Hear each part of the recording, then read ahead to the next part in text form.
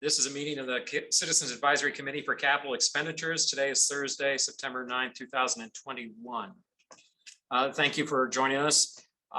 As I mentioned in our previous conversations and our discussions last week, today we completed our formal presentation for most of the departments last week.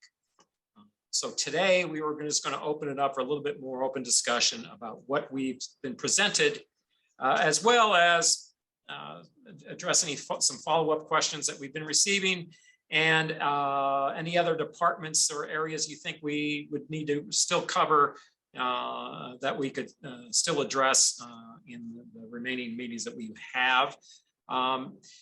Just to start off, I did want to go back, and if you remember from the very beginning, and since we've had a number of members join us from previously along the way, I did want to go back and reference the policy and procedures and basically the role of the Citizen Advisory Committee again, just so we've got that.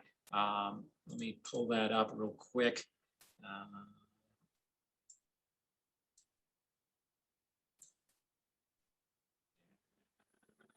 Let's see, coming up. Is it on screen? Can we see that?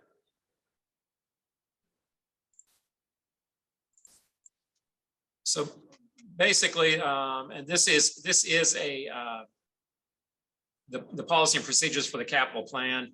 It talks about the capital committee, the Citizens Advisory Committee, specifically the Citizens Advisory Committee for Capital Expenditures, as established by ordinance, is charged with responsibility to review and assess capital needs and to advise the capital committee on the development and recommendation of the CIPs, that's the capital improvement plan, and corresponding capital budgets, and to review the city's accomplishments with respect to the capital budgets approved in previous years. So, and then it talks about the membership. The membership is such that each member of the Board of E&A appoints has the ability to appoint 4 members. And each member of the Board of Aldermen can appoint 2. And it goes on to explain capital fund policies and then some criteria for evaluating those projects that we've seen. And I'm not going to read all of this, but this is available and it's been distributed, so you should be familiar with that. And then it also defines what capital projects are. And I will go into that.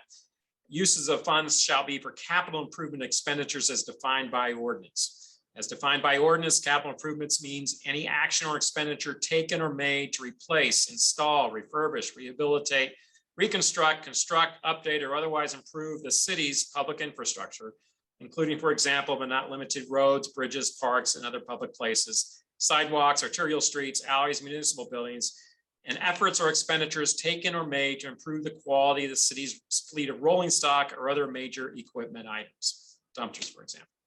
So what you've heard so far, and many of the presentations over the past number of weeks have been requests from various departments and assessments from the Board of Public Service or Engineering Department to sort of identify some of the priorities regarding capital needs throughout the city. Of course, any recommendations you all have in terms of priorities is an advisory capacity to the city's capital committee. And then ultimately the decisions are made by the elected officials when we get to the point of an appropriation process. So I just wanted to touch base on that. So having said that, and having gotten the presentations through the last final weeks, sort of like to open up into any questions. We have received some follow-up questions regarding some of the presentations by category. I know we've responded to them. I assume they're going to be distributed, and we can post those if necessary for those categories. I think we still have information systems and parks outstanding. We just received those, but the other ones have already been submitted, so those should be available. So having said that, I would open it up if there are some follow-up questions regarding departments that you would you've heard some information from departments that like to have additional information, or you hadn't heard from some departments you're curious about and you'd like to hear them present something, or you had some issues or questions about process or timetable. So I'll open it up. Yeah, the policy is where online. Actually, it's on, just so you know, and I again will pull this up. If you go to the city's website in the budget division, it'll say Capital Committee. Let me see if I can share. Let me pull this up and I'll walk you through it.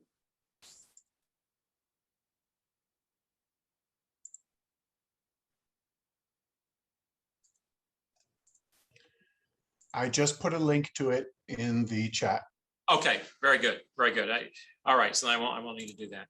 So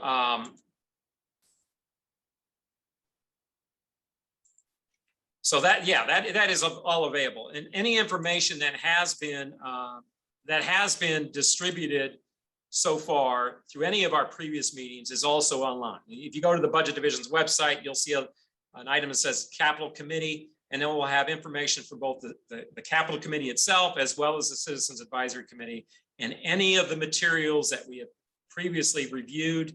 All of those are there. Yeah, that's a different. Well, it's a different. It'll get you the same place, but yeah, that's a different. I'm citing a different place, but any of those documents that were presented before are available on the website, and you should be able to pull those up under the date of the meeting in which it occurred.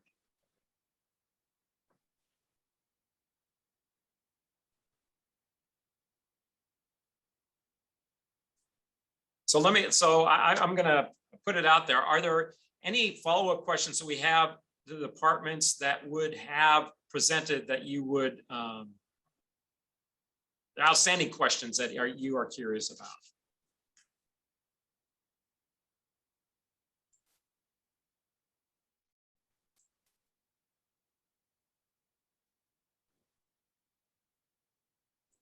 Okay, the streets sheet. Let's pull that one up. Let's see here. It's a question from street sheet. 11 ADA transition states is a 20% city match. Share the screen. Let's go to that. The ADA transition. Okay. Actually, in this sheet in particular, the question was, is it 20% city match? In this instance, it is not the match. That is the total cost of the project. There's not a match to go with it. The $2 million is basically to address ADA compliance issues so that we remain eligible for federal matching funds. So where you see the total estimated project value, it's $2 million. The estimated cost of the city match is that full amount of $2 million, which is why the critical amount of $2 million is listed there in its entirety. Okay, Paul, do you see though in the notes it says city match of 20%? So that should be. Oh, I see. Yeah. That's I see. Yeah. I get it. Yeah. I get that it. was my ask. No, that's fine. Yeah, that was obviously copied down from the ones up above it. But yeah, that's not the case in that particular item. Okay. Thank you for pointing that out. Sure. This is David Newberger. Do you mind if we use the microphone? Sure, no, that's okay, as long as I can keep track of everyone there. Yeah. Okay.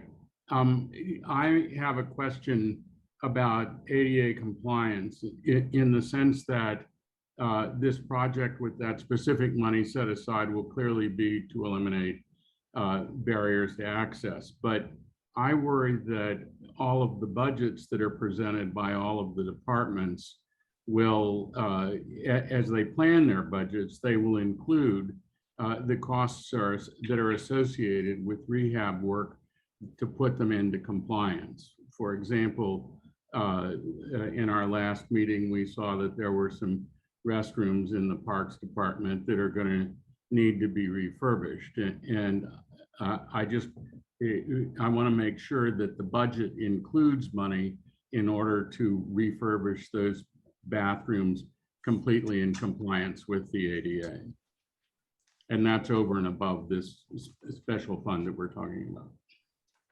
That's a good point, David. Yeah, I'm not aware of that dollar, what the answer to that question is right now, but obviously we're going to pass it along to, I know that BPS would be involved with that, and any of the repair projects, particularly if you're a wholesale, let's say it's a Yes, I did ask comfort station. the in a director of, farm. Yeah, I go did ahead. ask the director of streets that question for this, for the long arterial road work, and he indicated that that is within that budget. But there's lots of other plots out there that are going to have physical attributes. Right, yeah, I think streets, as a matter of course, when they do their paving projects, they always do the curb cuts at the same time, and because it's more efficient that way to do it. But yeah, you're right, and when you're talking about comfort stations or things like that, you have to make sure that they fit within those ADA requirements, and that cost is built into the cost of the project. So that's something I will pass along to all of those who have submitted those costs. Thank you.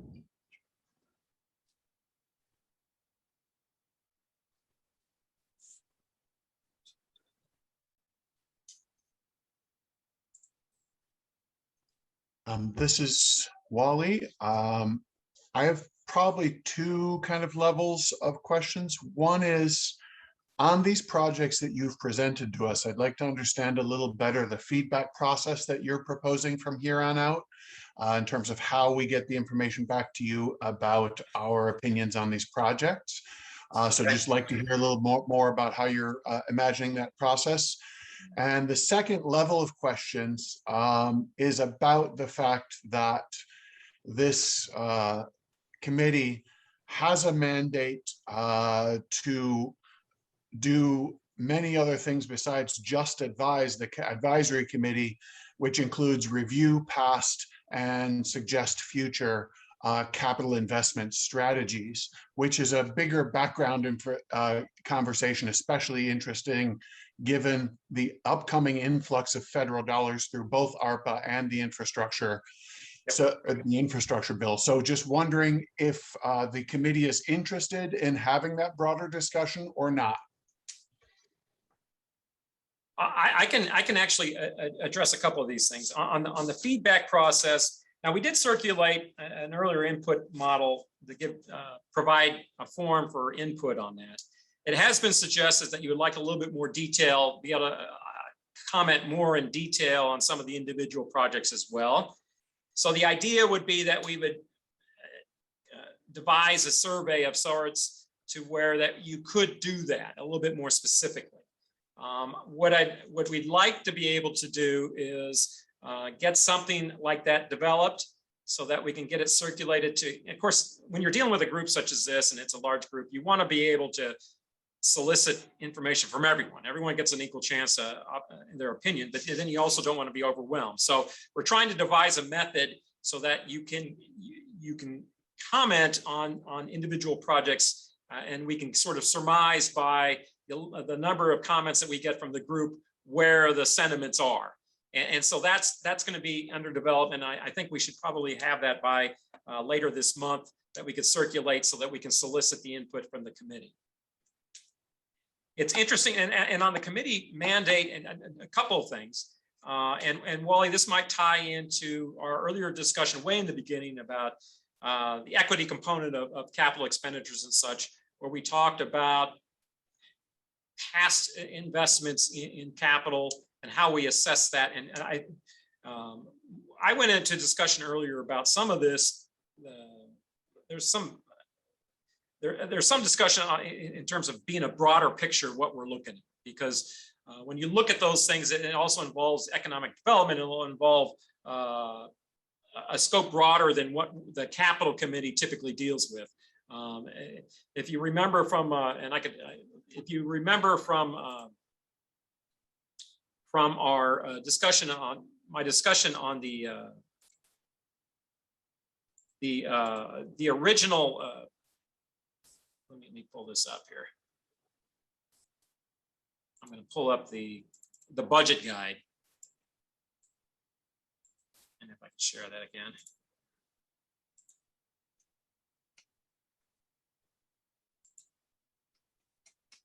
Pull this up. This is the budget guide for FY22. I wanted to show you sort of, because I've been thinking about this as well, and how do we incorporate more than this? I want to say typically the capital budget is somewhat restricted in terms of what the whole world of capital improvements looks like, because it's got a limited source. But there are other capital improvements that occur mostly in the economic development realm and such that, and I know SLDC is looking at this in a more holistic fashion.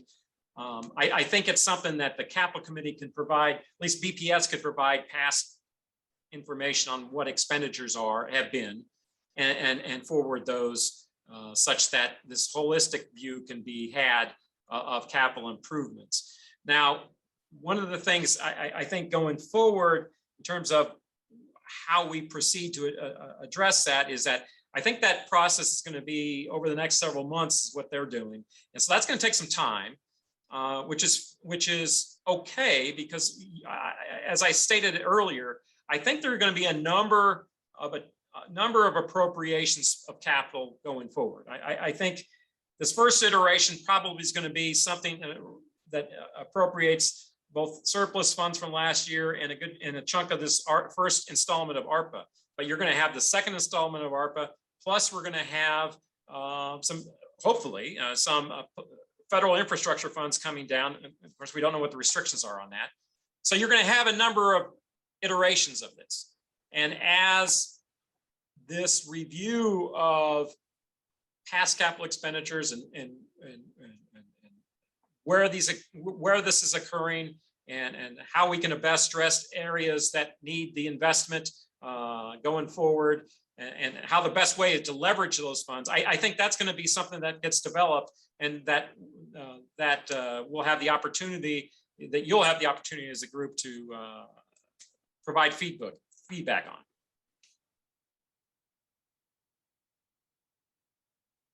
Is that helpful, Wally? It does. I didn't want to take up all the time. I thank you for that. I very much look forward to getting the opportunity to give feedback on that. It looks like Nate has his hand up. Yeah, I saw that. Go ahead. Yeah, Nate. Yeah, so to try and piggyback off of Wally's two avenues of questions, for the first avenue, is it the plan to somehow crowdsource the individual comments on the line items for the budget, so that what the work that this committee does is going to be publicly available, so that our comments will be able to be viewed by the public so that they know what we were looking at and what we were considering? Yeah, no, I think that's anything that's presented. Remember, you're going to be providing information, and this information can be collated and presented to the capital committee. All the capital committee's information is online, so that will be made available.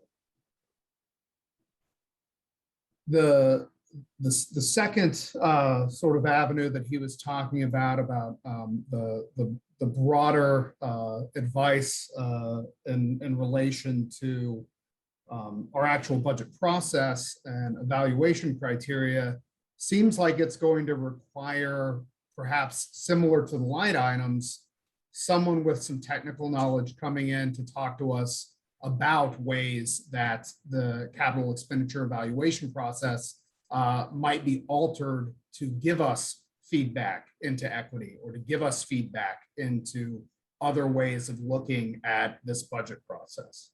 And I'm wondering if it's possible for us to either discuss those opportunities or when that might occur.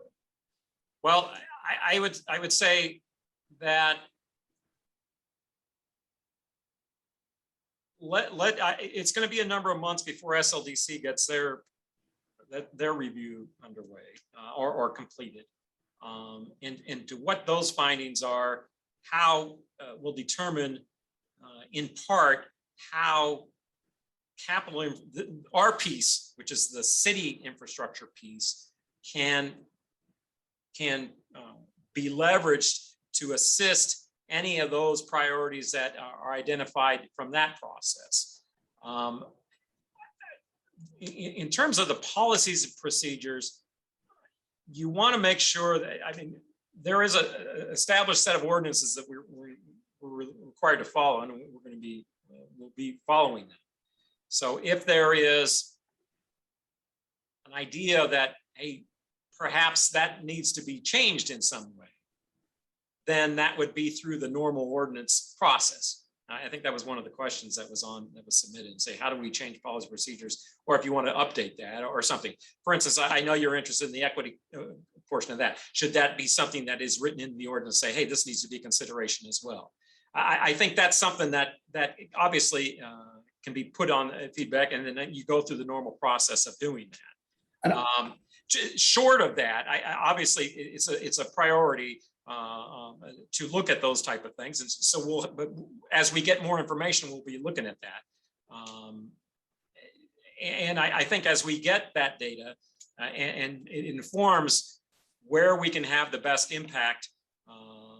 Let's say there's opportunities for applying capital funds in a way such that if you do this area and you can, let's talk about affordable housing, for instance, you're providing funding for affordable housing, but the sidewalks around it are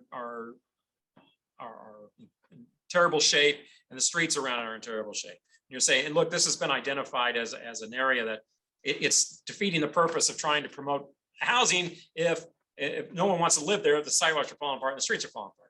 Well, that's the kind of thing that you would hope a closer study through the development arm would look at and identify and say, hey, look, there's some opportunities here to match these funds to get a bigger bang for the development and by combining these infrastructure funds with these affordable housing funds, and you've got a better product, right? And you're trying to achieve a neighborhood improvement. So I think there's ways of doing that. It's going to be a lot of coordination, I think, and it's going to take a little bit more time. Go ahead. So I understand what you're saying, and what you're describing, I think, is a very tactical way of approaching it. But I want to sort of clarify that it is the capital committee that selects and prioritizes the evaluation criteria in the CIP, correct? Well, some of that criteria was set by ordinance. So I mean, so we can, as members of the capital committee, we can make those selections, say, okay, we're going to do these things. And I think we're all pretty much cognizant of and sensitive to those areas, but we still have to abide by the ordinance in terms of, I know the major criteria was set by the ordinance. I understand that. I'm reading from page 4 of the CIP, and it says in January 1994, the capital committee adopted additional selection criteria for capital projects.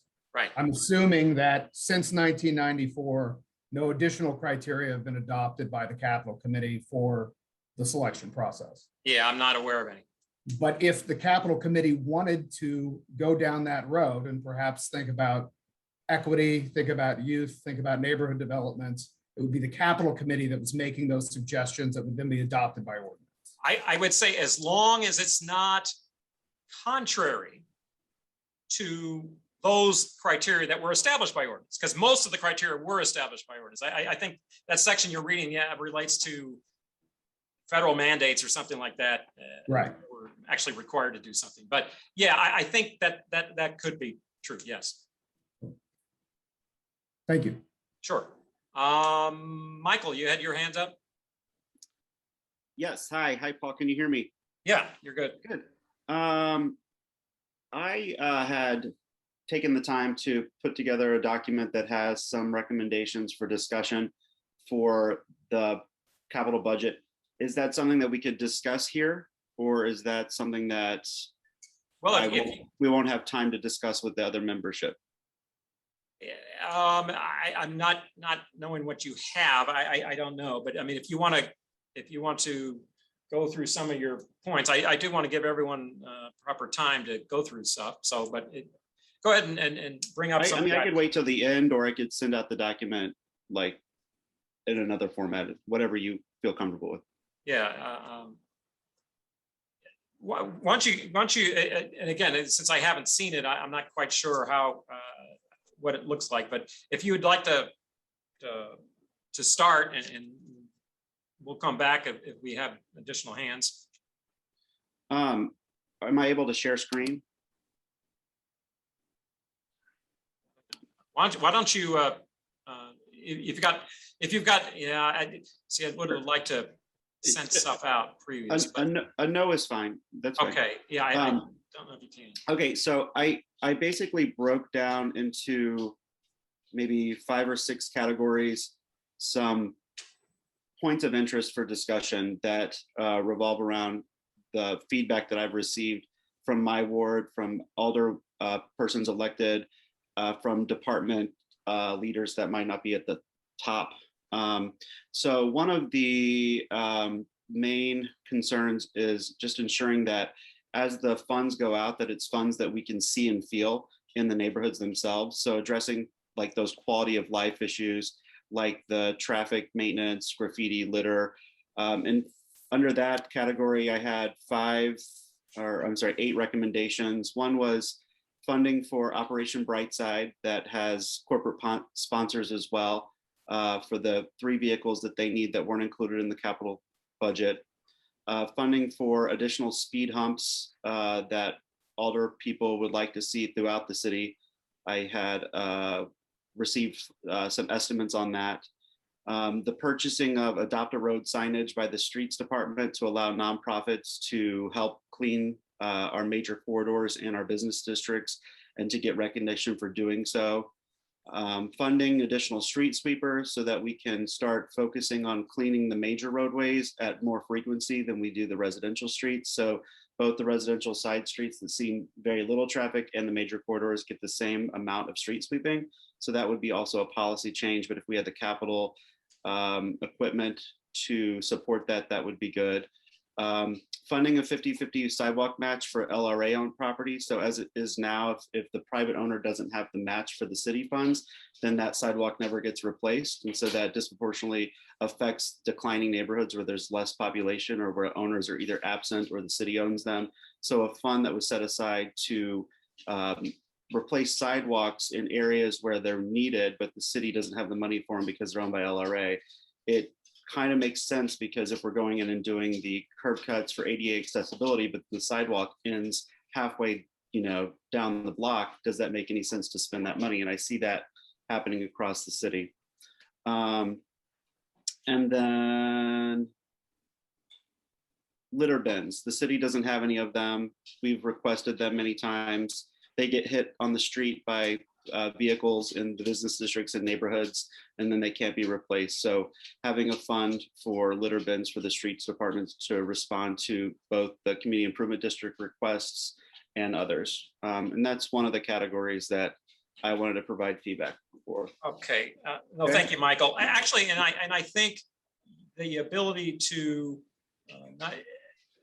respond to those things that we've heard, as well as offer other items such as those, are one of the things that we need to incorporate in that feedback form that we have. And I believe that's probably be a survey, and that would have any other items, and then you can go into that. I do want to second one of your comments on that, which I like, and I particularly with capital, is that, yeah, you want to see it. I mean, I always have that in mind whenever we talk about arterial street paving, because that's one of those things where I think everyone can agree, no matter where they live in the city, that the streets need paving. And that's one of those very visible, highly visible improvements that we can make.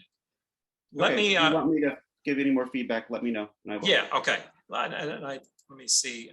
I'm going to go to a couple of I'm going to go to the chats. And I'd like to get through those chats so I don't skip anyone here. Let's see, would like to still talk to the sheriff and have a real dialogue about his request, and it was short, insufficient responses. I could put out a feeler for the sheriff, see whether they can be available. But I can do that and ask them whether they would be available. I do know that they did respond with the written response, but I will reach out to them. All capital committee documents, there's the link to all the capital committee budget documents. Thank you to Matt. Total funding amount to currently be allocated, will that potentially change? Okay, that's a good question. Because even on the capital committee, there is not a fixed dollar amount that we're looking at right now. So let me sort of summarize what we have been looking at. So you've got the ARPA funds, and for everyone's benefit, the city was awarded $498 million, all right? And it's potentially 4 buckets of that, and I won't go into all the details of that. But a big portion of that, the largest, the most flexible of that, was the revenue loss component. So it doesn't affect the amount that you spend of the 498, but it doesn't affect how it's classified. And so there's a revenue loss calculation done for each of the next 4 years. The first one was FY20, the end of calendar of 20, which means converting our fiscal year to a calendar year basis and saying what that was. That loss was estimated about $150 million or so. And then each year it's going to be calculated based on an escalator going forward for that. So let's go back to the amount that was awarded. So we have $498 million awarded to the city of St. Louis. That's going to be received in 2 equal installments. The first installment, $249 million, we've already received. And so now of that amount, 17.3 million was allocated to the budget as a part of the bridging the budget gap. And then you had a net about 123 million allocated through this fiscal relief bill that was the subject of a lot of discussion this past summer, right? So, and again, that excludes about 12.4 million, and that was part of the rental assistance program. And there was a veto, and that also is net the veto amount that was part of that debate over funding. So the 249 million, there's approximately $109 million left, right? Now, we don't know exactly what the final disposition of that $33 million. Again, that's up to elected officials, what they want to do with it. So it doesn't mean that all that money is going to be spent on capital. But a good portion of it will be. So, so that's what's available today. And then you've got last year's surplus, of which half by ordinance goes to capital, and that was $16 million. Now, the benefit of that, and we had this discussion, we talked about streets and bridges, is because match money, you can't use ARPA funds for match money. So in order to get the biggest bang for the buck on those match funds, which is a 4-to-1 match, that's the kind of dollars you would like to use because they have no strings attached with the surplus money. So I would expect most surplus money to fill in that match category somewhere so that you can get those grant funds in. So that's what we currently have. But then you've also got next year's ARPA allocation, which I expect was going to be also divvied up among relief packages as well as some capital. And then you've got this yet to be defined and hopefully soon to come federal infrastructure bill, which Congress is currently debating. So you've got a lot of funds hopefully coming down the pike. And then this iteration, and I'm going to combine this with in terms of timetable discussion. You've got a number of appropriations that we would hope to have for capital over the next year or so or more. And so this is just be the first one. And so what I'm thinking is that in terms of timetable, what we do is get the survey, get this complete whatever information, follow-up questions you all have, any follow-up with departments, get your survey and information back on those so that we can get an appropriation on this, I would think on the low-hanging fruit at least, where there's a general consensus about these things in October or so. You get that done, and then while that's going on, you've also got other studies going on about what are other impactful areas that can benefit from economic development and capital investment and all that type of things, which are ongoing and which will help inform the next iteration. And as well, and I should point out that if you look at the capital needs inventory, it's far larger than any of the monies that we have available anyway. So you're going to be looking at having to say, okay, this is the top priority and these things we can't fund, and that, just like if we normally do. Now, there's some good things and bad things. The bad is that you're not going to be able to fund everything that is out there.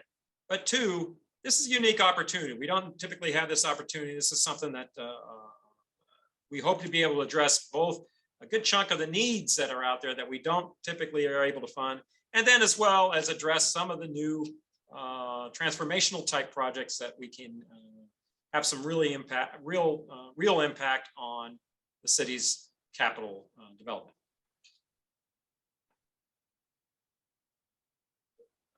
Okay, let's see, like understand the better process for feedback. Yeah, again, I'm thinking we're going to be developing a more formal process. Again, we did have those forms distributed earlier, but we will look on something more of a survey approach, so you can get a little bit more specific, and then we can get a little bit more consensus of the group on that. And that should be distributed later this month.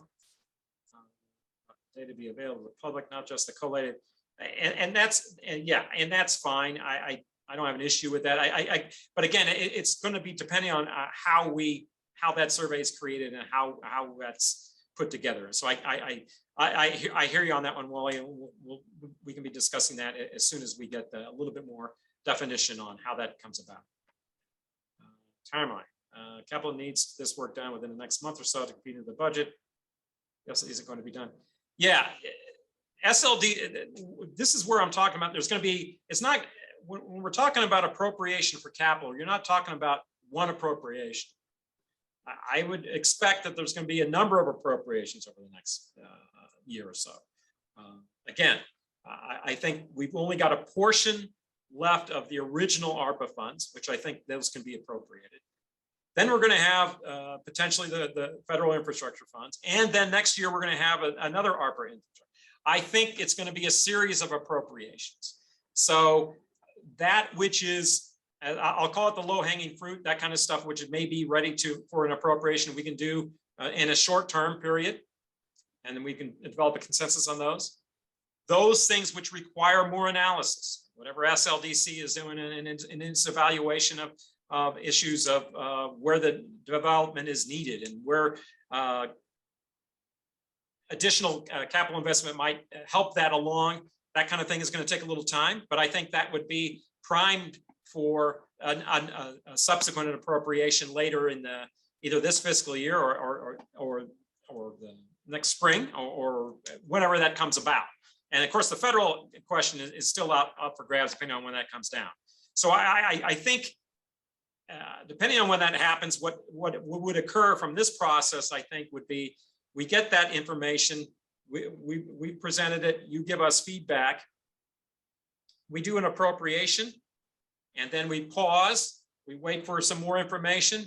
As additional information becomes available and we're ready for looking at it, and we've got some parameters in terms of how much is available, we say, okay, let's convene the group again and see what we've got. And we have a little bit more definition because none of all of this is defined. And so that's what I would anticipate. I appreciate that point that we're going to have multiple levels of appropriations, and absolutely. But I think, I don't know, unless I'm wrong, it's new information to folks that you're proposing that we as a body actually exist for quite a while here. If you're saying we may be called back to engage with that as those multiple appropriations roll along. Here's what I would propose, and again, it also relates to your appointees of advisors of alderpersons.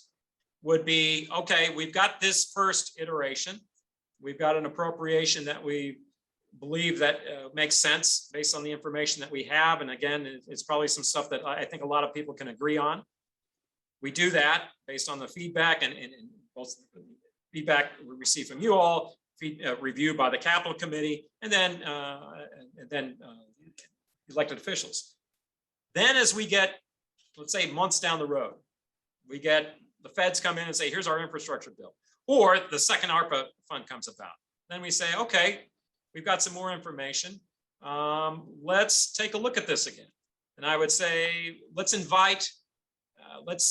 reactivate this committee, and I'll reach out to aldermen and say, okay, here's the membership you had. Do you want any changes? You have more appointments, anything like that? And then we can have some more meetings, and it could have some follow-up, and maybe we'll have some more information from SLDC in their study. And we'll have some more follow-up in terms of some of these costs were estimates at the time, and now we have a little bit more hard numbers, and we can fill in some blanks. Knowing this, and with the updated inventory and what we did the first round, what other, and it might not, I would not expect it to be as fully involved as this first round, but it's more of an update to say, okay, now we're looking at a different round. We might even have a number at that point, say, hey, how do we want to do this next round? And that I could see that, and that's sort of how I would approach it. again, that requires working with the aldermen and the appointed elected officials to that next stage. If that makes sense. It does. Thank you for answering the question. I know a lot of it's outside of your purview, as you say, in terms of the appointees. My only final comment would be, if we are going to be long-term advisors, even sporadically on these capital spending that happens over the next few years, this unique opportunity St. Louis has, it would be good if we continued to work instead of ad hoc being constituted and reconstituted over and over again. With that, I will step back and let someone else ask questions. Okay, thank you, Wally. Let's see, going to be sporadically in years past. Love to see you, Dr. Michael. Love to have a wise question. What it seems like a process. It'll take much longer. Okay, talks about process. Make sure how you outsource. Interest in learning how other CACs engage folks in their wards in an inclusive way. This is the question about how would be interested in learning how other CAC members can engage folks in their wards in an inclusive way. I mean, that may be a discussion you may want to have. Michael, did you have any thoughts on that one? This is about how apparently you must have reached out to people within your ward. I'm sorry, I zoned out there, Paul. Yeah, oh, it's okay. I'm going through the chats right now, and it says, could you share how you crowdsource your recommendation? Would be interested in learning how other CAC members can engage folks in their wards. I mean, I think that if you're just now starting in community engagement, that it's going to be, I don't know that we have the time for you to do that. I sit on several boards. I sit on a SID board. I also work with SLACO, the Association of Community Organizations, but like hyper locally using Nextdoor, meeting with your neighborhood leadership. And then also, you know, I spent almost a decade at City Hall. So talking to folks on the ground about, you know, what are things looking like, and you know, your average citizen's not going to know that the number of dumpster needs. So like some of that stuff is going to be hard to get feedback on. It'll typically come as quality of life concerns around trash and crime, to be honest. But I'm happy to talk to anyone about that, Paul. Thank you, Michael. Christy, I saw your hand up. I'm going to jump to you. Sure. Thanks, Paul. So this was, and I wanted to shout out to you to thank you very much for answering my question quickly today to give me the numbers. So this would be maybe just a recommendation to the rest of the committee. When I looked at the numbers, I'm going to round some numbers, but the critical needs that have been presented to us was roughly 176 million. The 16 million we have in the 109 is 125 million. So there's basically a 50 million gap with the funds we have right now. So I wonder, does it make sense that as we start this process that we kind of look at those critical first? And like you said, doing the low hanging with that 16 million match with streets and bridges. So that would just be a suggestion kind of out there. Thank you, Christy. Yeah, I in looking at the list, and you seem just by looking at it, just the magnitude, it becomes overwhelming. And the one positive thing on this is that, again, that's just the first tranche of ARPA. So next year you're going to get another tranche, and hopefully, so you don't have to take it all in one bite and say this is what we're doing and we're done. You do have another shot at this. And then the feds are coming with the infrastructure bill. The infrastructure bill, we don't know yet exactly how it's going to be managed or what requirements are going to be on that. But it does give us another opportunity to address things that we cannot fit into our current restraints, as well as other items that might have a transformational type impact on the city, which we're also trying to do. So you got those two things. So I think in this first iteration, you want to look at probably that kind of low hanging fruit type stuff, but you don't feel the need to say, hey, we got to fit it all in this one packet, because you don't. I mean, there are, and again, up to the elected, these are just recommendations are advisory to the capital committee, and then the elected officials will ultimately decide how much of the remaining first installment we're going to actually appropriate for capital, because there may be other requests to fund some remaining part of those funds. So I imagine I think the key is going to be priorities. If you go down the list, what's the priority for you, such that we know where you guys are at in terms of that, and then we have to identify how much of that we can fit into the whatever pot is determined to be. Now, having said that, and when we talk about that, and in any citizens advisory committee, I do want to point out that particularly with capital, some of these items are going to be, if the chief engineer of the city says, hey, this thing's going to fall off and it's going to hurt somebody, you got to go with that. And so I want to make it clear that some recommendations are going to be, hey, you have to do it because there's a liability issue or something like that. But yeah, you do want to look at the list and sort of identify priorities. Which ones do you think are more important?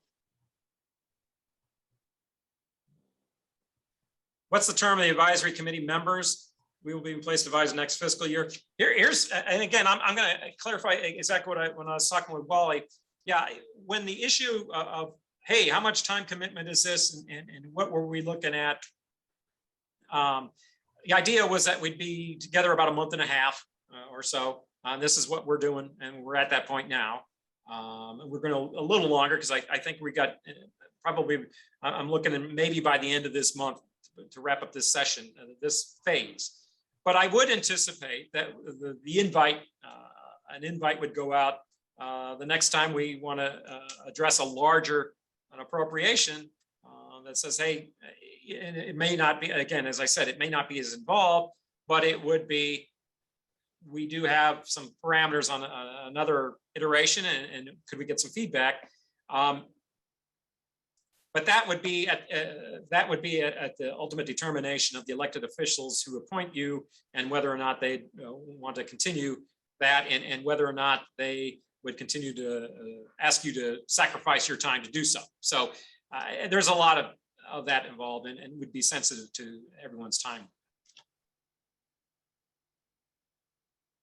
So important of the group, providing input on how we pick and choose project, input individual projects is the most efficient way for the public to have a voice in the capital process. Yeah, and again, on the evaluation criteria, I would again reference the document that about policy procedures that we went through earlier, as you pointed out, Nate. And again, feeling that equity should be another additional criteria. That's something that you put on your feedback and say, this is what we believe to be a necessary part of that process. Okay, here's an interesting question. I have items I do not want funded, so I think we need to think critically about these critical items. And that's fair. I mean, if you think that this is not a critical item, that's everyone has their opinion, and you can state that as such. Now, again, I will say I don't want to create the impression that anyone's opinion on something will be necessarily agreed to by the capital committee or the elected official that eventually has to make a decision on that. Again, on certain items, particularly with capital, you're going to find things that are essential to a public safety matter and where the city's liability is in question. And in those situations, that's not the kind of thing you put up to popular consent as much as, look, you got a liability here. And so, but having said that, by all means, if you believe strongly in one thing that you don't want to fund, that would be something that you would put on your response. Bridges meant they're at risk of falling. Okay, this is a good question about bridges. It's available for second meeting, and whether critical needs for bridges meant they're at risk of falling. None of the bridges that are out and open are at risk of falling. And if you remember the presentation by BPS, basically they have this criteria where they call structurally deficient and all. If it was at risk of falling, they would close it off. And if you remember, there was they went into the discussion about, I think it was at Southwest Bridge, where there were trucks traveling over it and over the weight limit and all, and they just shut it down. They said, yeah, this can't be done. What they're saying is, in their review of the conditions of the bridge, these are the ones that are in the worst condition, requiring the most immediate repair. They are still safe to travel over, and they're still open, and they will remain open as long as they're safe to travel over, but they are in the most critical needs. And in that regard, if there are grant funds available that give you a 4-to-1 match, that's something that you definitely want to take advantage of.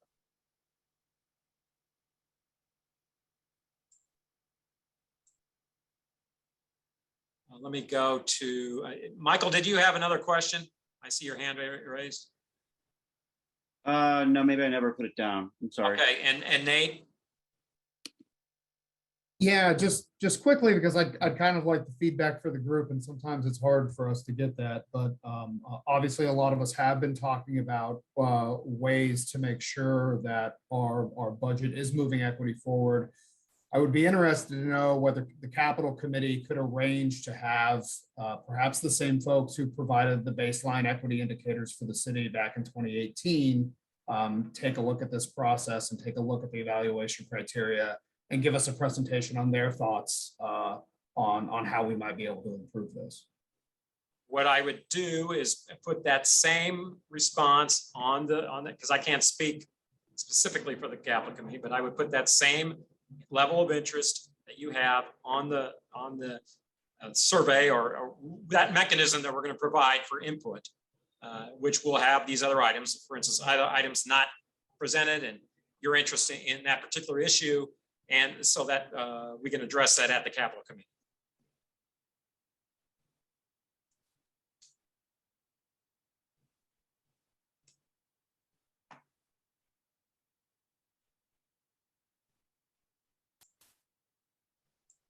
Go through.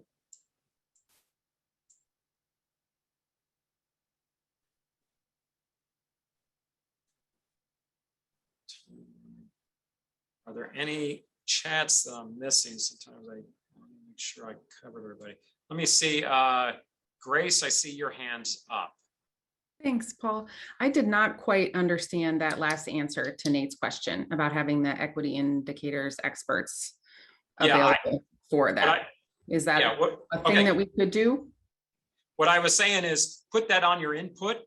Say this is one of the things that you would like to see, and so that when we compile that input and get that back to the Capital Committee, that is among the input that is received by the Capital Committee.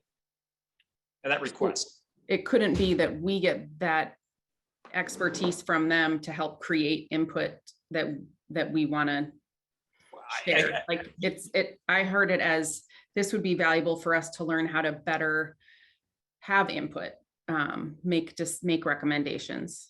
Right, and I would again say express that as a request in your responses to the Capital Committee, so that it's here it is. This is something that you would like to see in future, and so that Capital Committee can discuss how the best way of doing that. So not for this time, it sounds like. Yeah, I would think, particularly with the amount of information we're going to have to compile in order to get some sort of informed information on it. But yes. And Paul, just to clarify, I mean, I'm not talking about having them present so that we can fix the way that we're evaluating these line items that we're looking at right now. But I'm talking about what Wally was talking about in terms of moving forward with these new funds that are going to be coming in, and even what the city's going to be doing 5, 10, 15 years down the road. If the Capital Committee hasn't evaluated the criteria since 1994, this might be a good time to take a look at it. Yeah, and that's fair, and that's perfectly fair. I would put that on your input that comes back to the committee so that it can be. I can't sit here today and say, hey, I certainly will, Paul, but I'm also providing it directly to the committee chair right now. So. And that's fine. But again, the committee is going to have to discuss that and go over that. And so I can't sit here today and speak for them or the best method for facilitating that. Again, this is a big opportunity for achieving a lot, I think. In my time here, we haven't seen this opportunity come up. It's where we got federal fund. So I'm sensitive to that issue, and I think there a lot of good can be done here, but I think it needs to be done right. And I don't want to respond off the top of my head with something that might not be the best way of approaching something. So I want to give it a lot of thought, and I think it's fair to present that to the committee. If I may follow up, Paul, appreciate the fact that you want to give all of this a lot of thought, but we as a committee don't have a lot of time. We have been given a mandate by elected officials to give input on this process. And I feel a little bit like we're not quite being allowed to do the things that we need to do in order to give the best input possible. Just as a for example, all of those things that we have talked about, all of those projects that we've talked about, those investments aren't investments being made in a vacuum. The SLDC, the Affordable Housing Trust Fund, SLPS, by state, I feel like we need to hear from some of those people to understand what the other priorities are. And we need to do that and maybe get some input on equity before we hand in our recommendations to the Capital Committee. Once we hand in our recommendations to the Capital Committee, all of our mandate is gone, and we are at the whim of whether the electeds decide to appoint us again. And given the fact that we have the mandate that we do based on the code, i.e. not just advise the Capital Committee, but also to review past, to talk about strategies, we're not being given the opportunity to do that. And every time we ask for that, it seems like the answer is, well, maybe later and after, and a Capital Committee has to think about that. That's not how community input works very well. Well, let me address a couple things. One, your role is to advise the Capital Committee on those things, and in terms Not of only. well, no, I understand. But you're talking about the time frame. Okay, so we're talking about what we're trying to achieve in this time frame in terms of an appropriation, which is what the Capital Committee is going to be recommending. On your question about additional information regarding, let's say, the equity framework and all, which SLDC is working, that's going to take time. That's going to be based, and I sort of said this before, you need data for that. And in order to do that, you really need the data. And I think they're compiling that as we speak. And that's something you're going to do. So that is not going to be available within this first iteration of time frame that you're talking about. I'm not asking for a completed report, but are you telling me there is absolutely nobody at SLDC who could at least have a conversation with us about what their priorities are? Right, here's what I was going to suggest. And again, this is what I was going to suggest. Are there additional agencies that you would like to hear from that we could schedule? Okay, and you say, okay, that's great. So who would that be?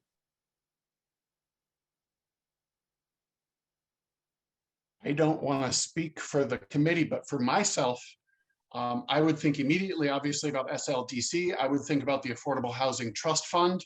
I would think about Bi-State, SLPS.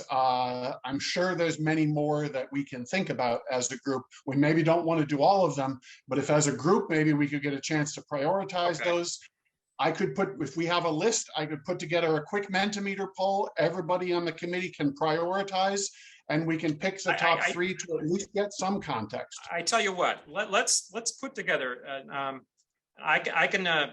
Bi-State is going to be actually. Bi-State is an interesting one in that it's actually one in which there are multiple sources. Again, and just to make sure that we're talking about when we talk about priorities and capital, we're talking about city capital. So Bi-State's a separate entity, but there is. There are synergies there, but again, we're talking about that. Now, affordable housing, for instance, is not necessarily city capital, but let's say if development and how you approach development, supporting infrastructure related to that is an item that might be suggested under the capital funds, right? I mean, you follow me on that? So let me see if we can put together a list of some of the ones that may be relative to our task, which is city capital priorities as it relates to how it fits into the bigger picture of what these other entities are doing. Okay, I think probably our water division would be another one, which hasn't come up simply because they're typically an enterprise fund, but they do affect some of the streets. They do have their own costs, and the fact that they need to replace water lines, that does affect city residents, right? And the rates that they charge. So I think let's see if we can pull some of those together and present for next week if we could. Now, again, we're going to be a time constraint, but on the presentations. But let's see if we can do that, and I'll reach out and see if we can get those, and then I'll let the committee know how successful we were in getting those out there, and if there's anything anyone else wants to hear from, and I'll hopefully get that out early enough so that we get any impact requests for anyone else. All right. Well, just very quickly, I'd like to add Christina Garmendia, the Equity Indicators Project Manager for the City of St. Louis, to that list. Who is that? Christina Garmendia. And she is from who? She's the project manager for the city's equity indicators. Is that at SLDC?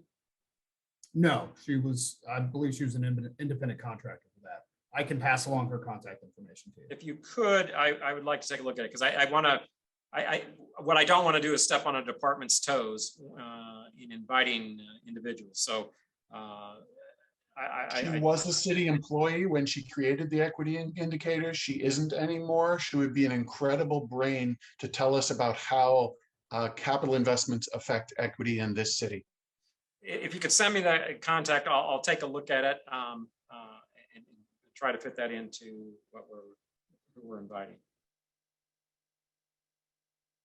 Okay. Emmett, you had your hand up? David? Oh.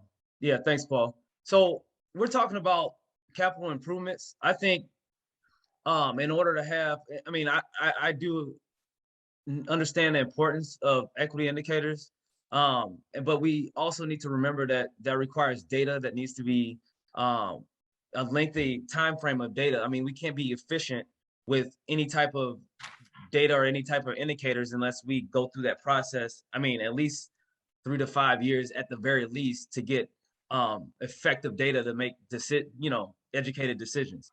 I think, as far as this capital improvements is concerned and funding for those capital improvement requests, I think that we need to focus on what we would like to see funded, or what portion of what expenditure we need to see funded and what reason. And we should be able to say, hey, so there was a couple questions when we were talking about vehicles, like, hey, make recommendations on what we would like to see to be more efficient and to be more, to save more money, to be more progressive in our purchases of, like, say, city vehicles, as far as, electric vehicles and things like that.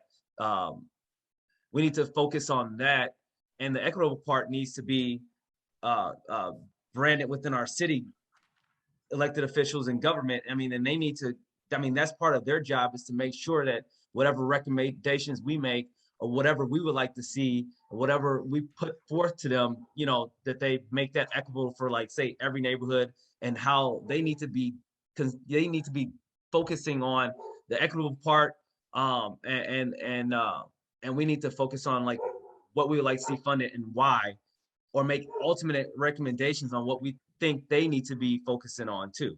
I mean, we don't have that much time to deal with all the other things that we're paying our elected officials to do. I mean, that should be part of their their deal. So. Thank you, Emmett. Yeah, actually, that's sort of where I was going with sort of trying to divvy up this process such that you've got the low hanging fruit originally, to where you got some priorities that are pretty clear and then moving on to the other areas once you have data. I sort of agree with that. I sort of thought that was a better way of approaching it in terms of efficiency, but yeah, point taken, and we'll take a look at the invite list and see what we can do to try to efficiently get through this process. Nate, are you still, no, oh, David, I'm sorry. Yeah, Paul, I wasn't quite clear what you were saying about Metro. You know, Metro just is interwoven in our community structure. Where bus stops are, whether they're accessible is of course something that I always worry about, but and included in that, how the sidewalks work to get to the bus stops is very much an issue that Metro knows about and we talk about, but I wouldn't not include them in what you're looking at for learning from other sources. No, you're absolutely right, David. I was thinking in terms of their capital, in terms of buses and their hard capital items, buses and their train sheds and whatever else they've got. That's a separate entity from the city of St. Louis.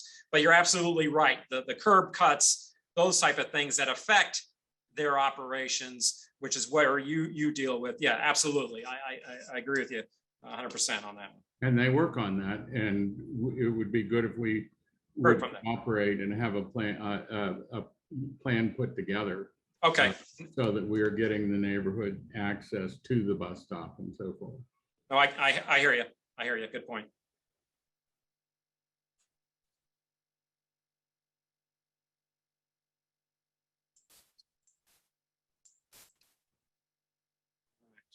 Just curious, since we mentioned the timeline, is the next meeting we have, are you imagining that as being the last meeting of this particular instance? Here's how I would think about it. I would say, let's schedule the next meeting to bring in anyone else that we want to hear from. And then we have one final meeting to distribute and talk about soliciting the input, the method of getting back input from you all. And that would be the first, that would be this iteration of the first allocation of capital funds.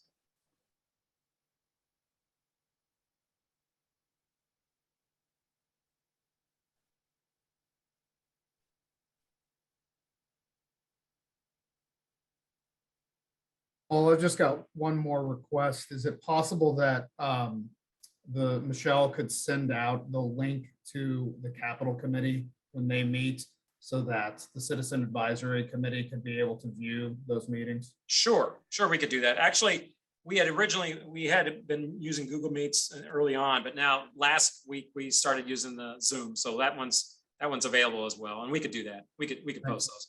I was actually also thinking we could post the meetings on the, I don't know if you need it or not, but we can post these meetings on the website as well. Makes it easier to find. I was thinking about that as well. So when we're all done, everyone's got it in front of them.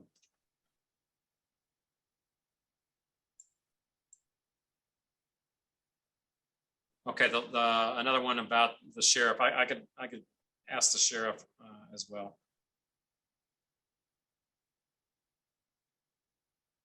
Okay, here's one sort of seconding some of David, your comments about bi-state. A side note on our bus site should have lighting. Terrible to see people sitting in the dark at night, not safe, or appealing for wider bus use. Yeah, and that's something that obviously talk about. I think that's, and again, David, you're going to have to educate me on some of those things about which is a bi-state responsibility versus which is a city responsibility on some of those.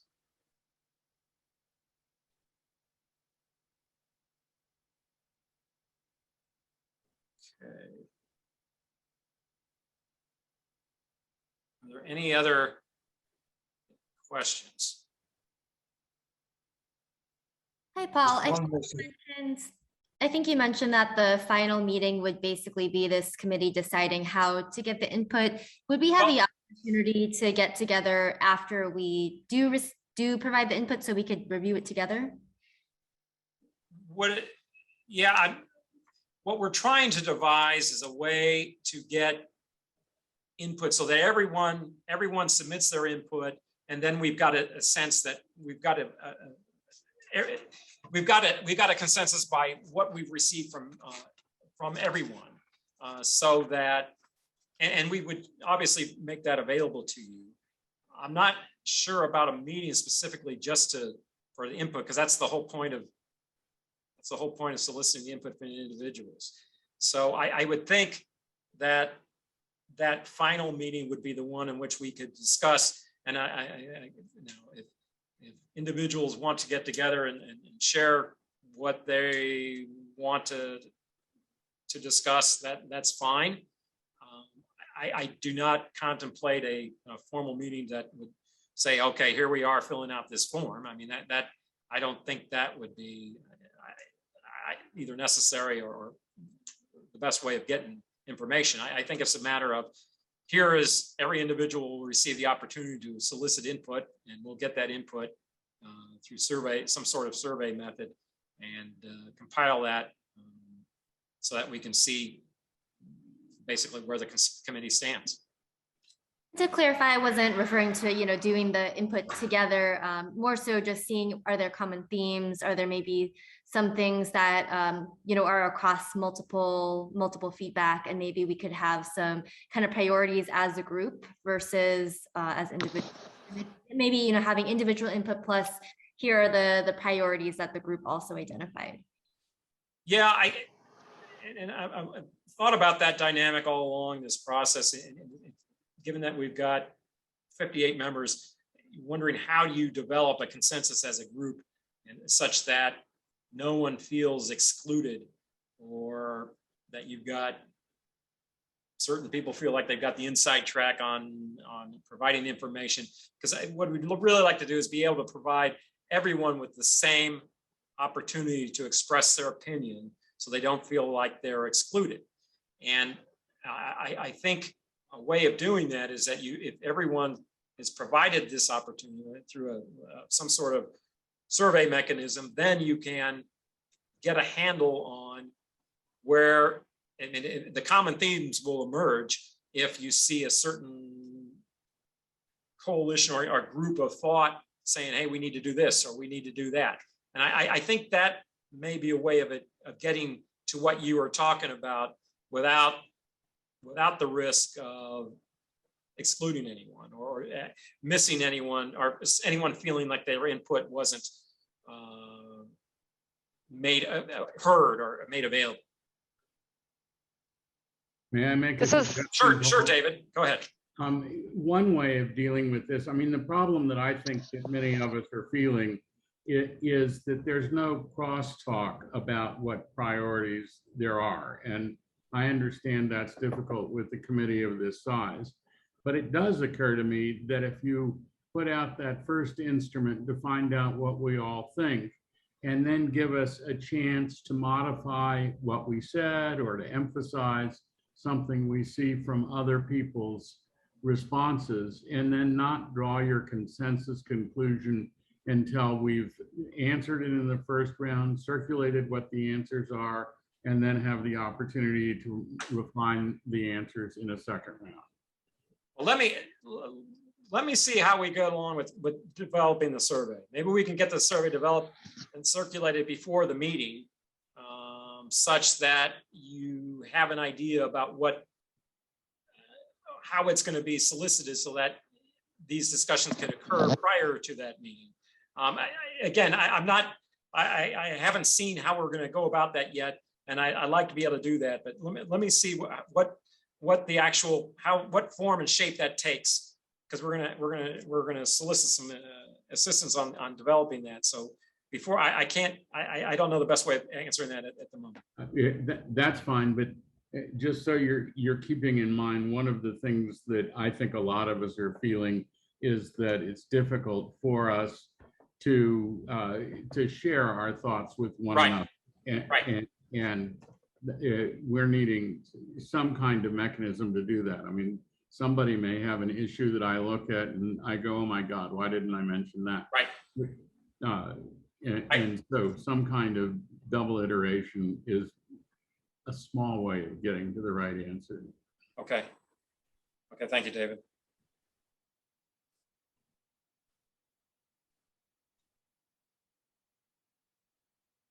TrailNet, GRG. GRG is one that, okay.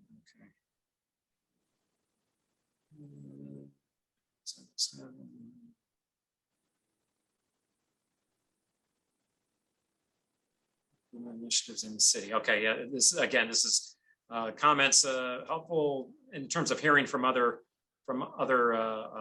agencies and how this all fits together. Okay, I can appreciate that. Together, as we just discussed. Metro. Is the ongoing debate over placement of future metro stations in the city. Yeah, I again, and when it comes to metro, I don't want to get too distracted on other things that may be in Metro's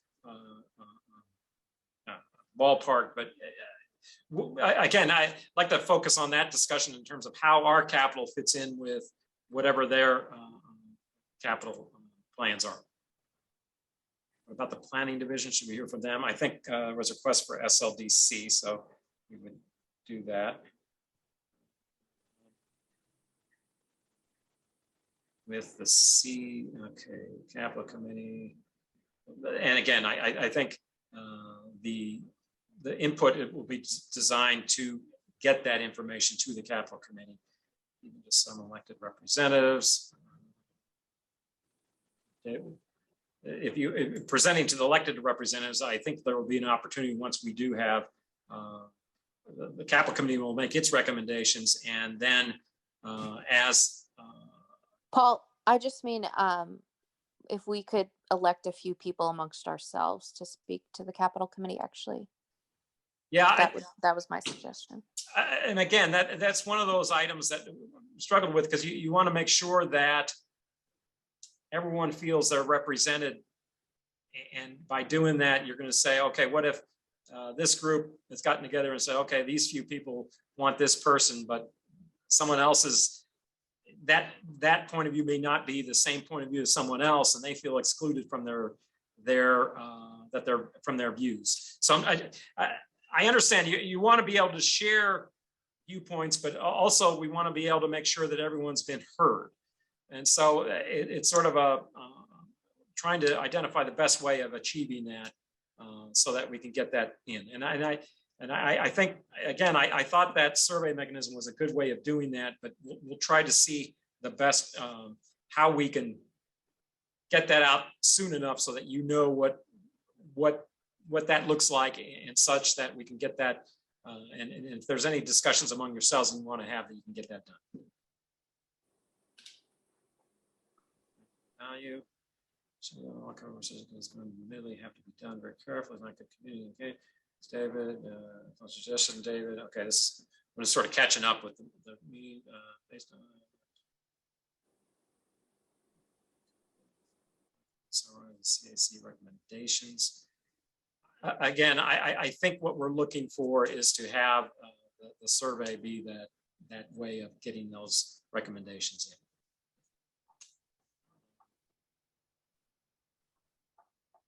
in. Okay, it sounds like we've got a bit of homework to do in trying to get some outside agencies appearing for us next week. So what I'd like to be able to do is extend some invitations. I'll probably have to work with some folks in getting proper representatives here. But I'll send out some notices to you guys about who we've been able to get for next week, so that we can get that sort of nailed down for next week's meeting. So we definitely went with SLDC, GRG, Bi-State Water, and some others here. I also follow up. I'll reach out to the sheriff on some of their requests as well. So let me see, did I miss any?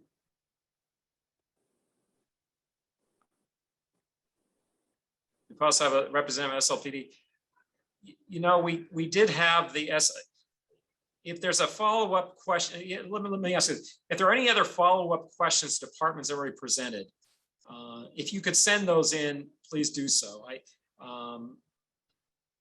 Chris Amos, again, addressed most of the fleet questions, but if you think you had a follow-up question to either Chris or the police, just if you could email those, I'll get those out to the respective departments and then we'll get back to you. We still had a couple lists, again, from Parks as well as ITSA, Information Technology Systems Agency, that that are being compiled, and those will also be sent so that we have those as well. And so I want to make sure that any outstanding requests for questions for departments that have presented are addressed.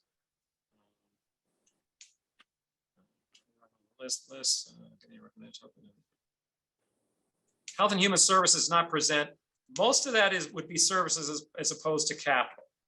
If there are some vehicles, that would be something that ESD would be looking at. I noticed that there was a request for vaccination vehicles, although there was some question about I think close to $2 million provided in the Rescue Act appropriation for those. So one way or the other, that's going to be accommodated. Again, the pursuit vehicles for police. And survey collectively develop future capital expenditures. Yeah, whether a closeout meeting for this round, that may be. Let's jump off that bridge when we get there. The idea is that we can get some feedback, some conclusion to this iteration by the end of this month, and that's sort of what we're trying to achieve here. Okay, well, we'll work on extending those invitations to those other agencies next week so we can get some actual presentations. We'll try not to take too long on those individual presentations, but we do want to get a feel, as you guys have asked, for how this capital expenditures for the city fits in with other agencies that are out there. Again, I want to be able to keep the focus on city capital and city assets, because that's what we're looking at. But to the extent that affects these other agencies, I think that would be informative, and that's something that would be good to know. So without anything else right now, we're coming up on our time limit. I'd like to thank you all. And again, if you have additional questions for departments that we have not addressed that have already presented, please go ahead and reach out to me, and we'll get that to the department and we'll get that back to you. Okay. Well, if there's nothing else, thank you all again for your time. I do really appreciate your efforts here, because I know it takes a lot of time out of your day as well. And thank you for your interest, because I know everyone's looking out for the best for the city. Thanks again, and we'll see you next week.